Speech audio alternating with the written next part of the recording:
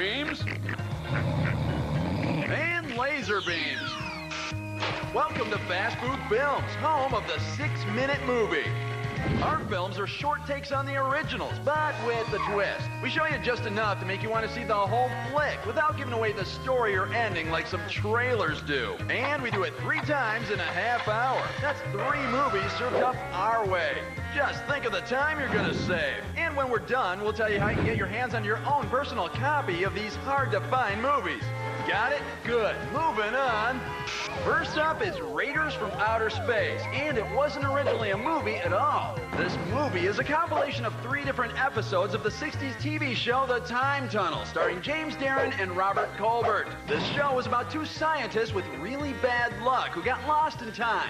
Why bad luck? Because they always seem to end up at the Alamo, on the Titanic, and at Custer's Last Stand. Man, you think just once they'd like wind up in some ancient love harem or something, but no such luck.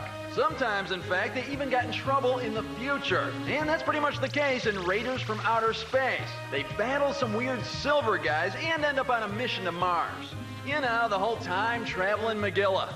So get ready to go back into the past for a peek at the future. Here's the Fast Food Films take on Raiders from Outer Space. This is the city, Los Angeles, California, home to over 130 million citizens representing all races, creeds, and planets. By and large, Angelinos are honest and law-abiding. But now and then, a rotten apple threatens to spoil the bunch. That's where I step in. I carry a badge. The stories you're about to see are not true. The names have been changed because our attorneys made us.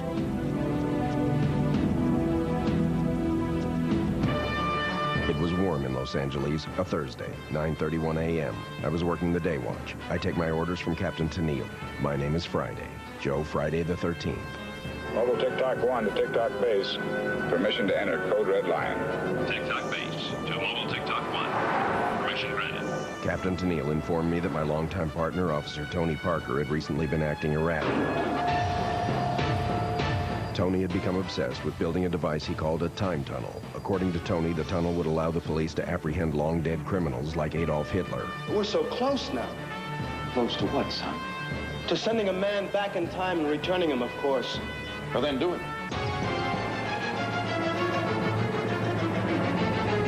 Seems a little emotional. Captain Tennille was right. Tony was acting like a sorority girl at a Fabian concert. If he kept on like this, he was liable to do something rash. But for the life of me, I couldn't foresee what that might be. Running into the time tunnel. Didn't see that coming. I leapt into action. I knew what I had to do. I had to go into the time tunnel and bring Tony back before it was too late, or too early. But what if it doesn't work? Well, then he'll be lost in time for the rest of his life. 11:16 a.m. I put on my wool time travel beret and headed in. I blacked out. When I came to, I was with Tony on some sort of spaceship, and I was wearing Tony's pants. Where are we? Where were we indeed? 12:45 p.m. The lights came back up, and we realized we weren't alone. Our host, a silver-colored fellow named Newman, sat us down and gave us his resume. Upon his graduation from high school, Newman left Philadelphia for Boston to matriculate to the Massachusetts Institute of Technology. When I informed Newman that his superior intelligence didn't qualify for the police academy, Take them to their quarters. he locked us up in a holding cell with a female lab technician and fed us edible cubes. Now, what in the world do you suppose they are? The cubes tasted like chicken. Not bad. Newman had summoned us. He wanted to show us the project he was working on. One of our subjects. You might even recognize the subjects. Wouldn't you know it? Turns out Tony was right about the time tunnel and Adolf Hitler. He was retrieved from a bunker in Berlin an instant before he attempted suicide. I dispatched Newman's thug with a quick judo chop Don't let him use a weapon! and apprehended Newman himself using my police-issue laser eradicator beams. Meanwhile, Tony fingerprinted and processed Mr. Hitler.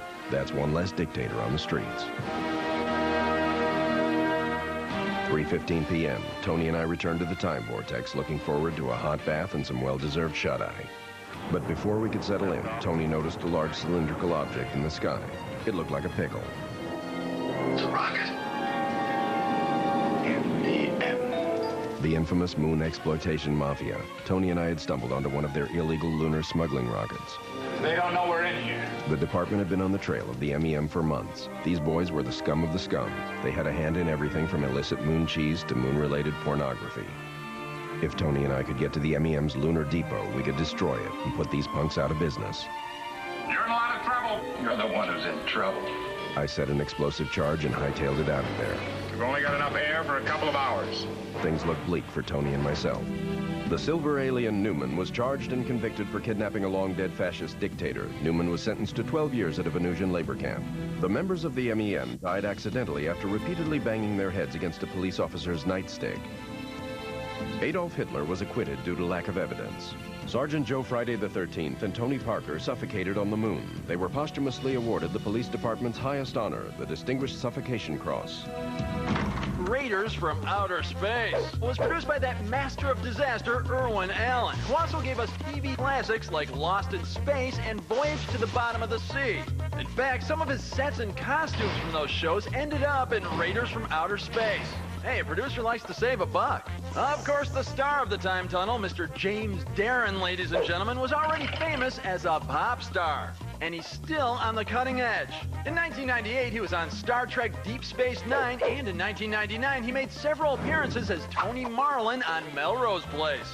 Oh, talk about alien civilizations. If you want to see the full-length Raiders from Outer Space, we'll show you how you can own a copy of the original full-length movie later in the show. Coming up next, older women you want to get to know. And later, older women you want to stay clear of.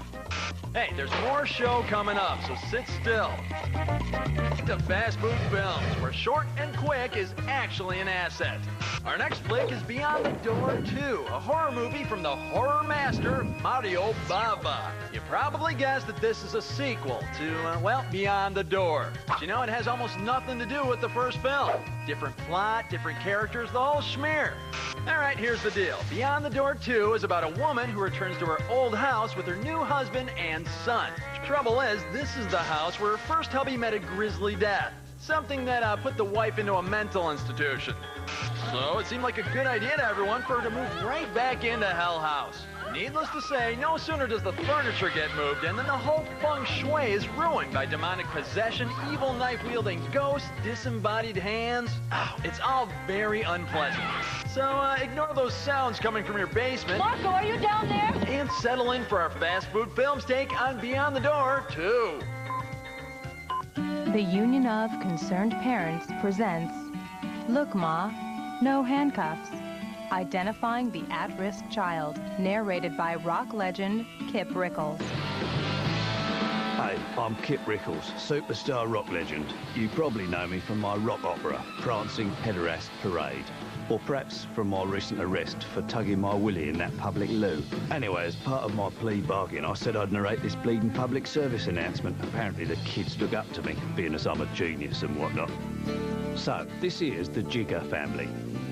And this here's Marco. Marco, that's my name. This is his mum, Dora, and his dad, Bruno. Bruno's not my father. He's my mother's second husband. Yeah, whatever, kid. Today, we're going to follow Marco to learn how to recognise when your brat's on the road to self-destruction, which also happens to be the title of my new single, Your Brat's on the Road to Self-Destruction. So, how do you know when your kid's got a problem? I can't stand it much longer. I go out of my mind. I'm even afraid of my own son.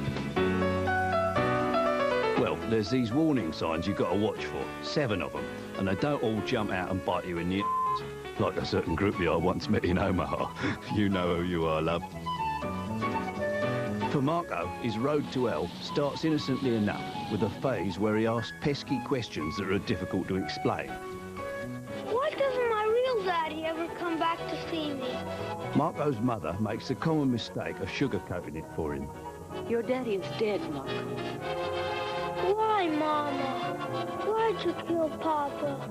Then Marco gets what the entry-drinkers call an edible complex. I call him a bleeding horn dog.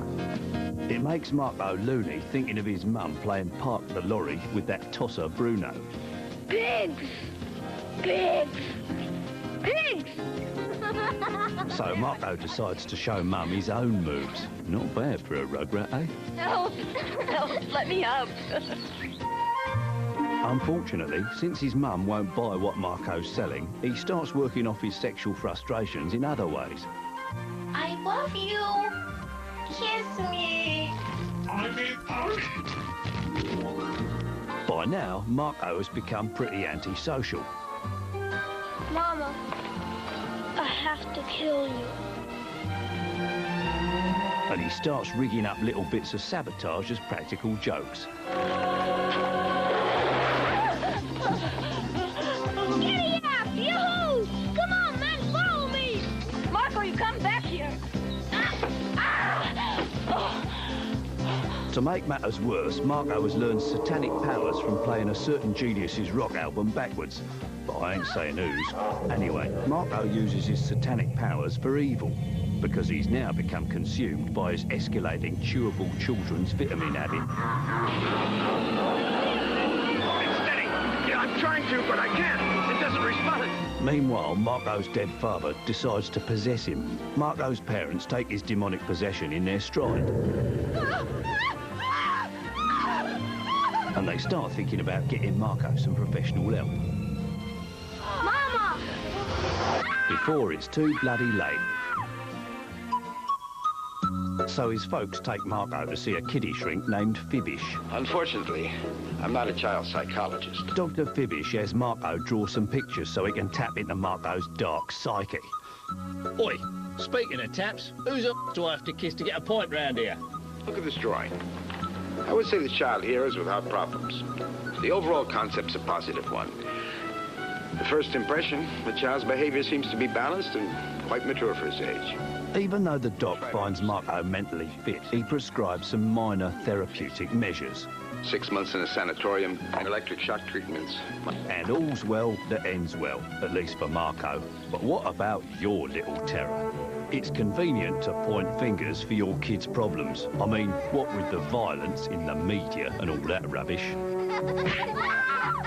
But maybe you've created an ugly family environment and haven't even realised it.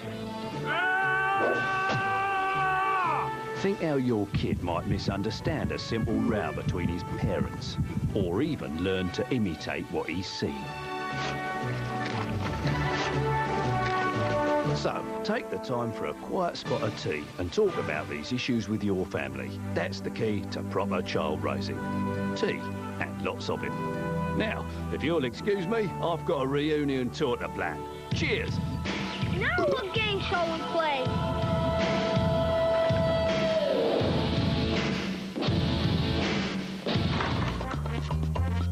Whoa, eerie kid, huh? That kid is played by David Collin Jr. Actually, he's the only actor who was in both Beyond the Door and Beyond the Door 2. As far as we know, he never made another film. Coincidence? Or another example of the Beyond the Door curse.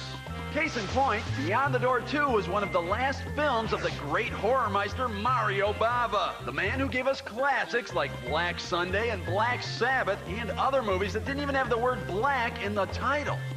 Coming up, you can't hide those lion eyes. Hey, catch your breath. We'll be back with more fast food films after this. Fast food films. It's like you never left. You know, high school is a very turbulent time for everyone. Acne, sex, peer pressure, grades, and blood-sucking monsters from outer space. Our next film takes an insightful look into all of these issues. Teenage space vampires. It's about a semi-nerdy teenager who thinks life is already tough enough, what with getting beat up by bullies and having no girlfriend and his best friend being a spaz and all. But when a spaceship lands in a vacant lot near his house and that spaceship turns out to be crawling with vampires, well, let's just say a wedgie starts looking better all the time. So it's time to get all nostalgic about the horrible monsters you knew in high school. Here's our fast food films take on teenage space vampires. This program contains eyewitness claims of vampires and supernatural beings. Whenever possible, actual footage is used to present these stories. In other cases, authentic-looking dramatic recreations are utilized. It is 11 o'clock in the afternoon, a clear spring day. Cheerleader Katie Swenson is cheering her team to their third straight varsity championship. An unexpected timeout is called. What happened next would change Katie's life forever. Or would it? Find out when we search for proof positive, definitive evidence of the absolute certainty that real-life vampires may or may not exist.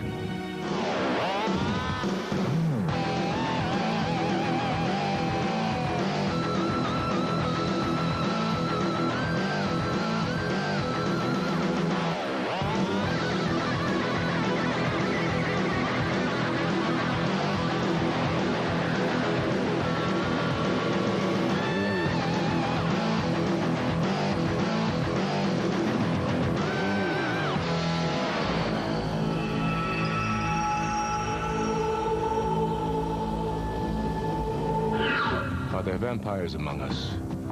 Do unearthly creatures walk the earth? Outrageous fiction? Or is there any chance this could be a serious documentary subject? Tonight, startling footage of an occult artifact, which some believe may have had some connection to the occult at some time. Eyewitness accounts of a campout some say was spoiled by the undead. Gotcha! And for the first time on television, a startling new dramatization of an alleged attack at a South Dakota high school. Are vampires real? Vampires, real live undead bloodsuckers, or merely an attempt to grab ratings? This Ohio teenager uncovered proof of vampiric infestation in his own backyard. A metallic disc over 15 feet in diameter. His story seemed incredible. I'm not making it up. Until we obtained this startling, uncut videotape. Although Billy accidentally recorded over most of the videotape, the questions it raises are unavoidable. Could this object be definitive evidence of the existence of vampires? Maybe. Maybe not. One of the most credible recent accounts of a vampire sighting came from this man, Frank Thompson, a paranoid schizophrenic who refused to be interviewed on camera for fear the device would steal his soul. Maybe best if you came back some other time. While Frank was checking his phone for wiretaps, a visitor stopped by. Let me guess, you're the sheriff? No. But according to Frank, the visitor wanted to suck his blood. According to Frank, everyone wants to suck his blood. But even more shocking than Frank's allegations were these surveillance photos. No one has been able to dispute that these are actual photographs. I have empirical evidence. Which clearly show Frank and a figure resembling a human being. According to legend, vampires are able to assume human form. Coincidence? These photos and Frank's testimony may prove beyond a shadow of a doubt that Frank had an encounter of some kind with something or other. Perhaps. There's something else you should know. These young lovers were looking for a private place to have their first homosexual experience. But what they saw that night would deprive them of more than their innocence. Their remarkable story was confirmed when one of the victims came forward. They're just excited about trying to bite me and turn me into some kind of space vampire. Let them have their fun. They're harmless. This haunting first-hand testimony may be impossible to refute, though no one has tried. But perhaps the most stunning evidence of all was captured on film at a South Dakota high school soccer game. These flabbergasting images taken by a handheld video camera provide the strongest proof to date of the existence of vampires. Now, for the first time ever on television, witness the breathtaking, unedited reenactment of this attack. I want you guys to play like there's no tomorrow. Yeah!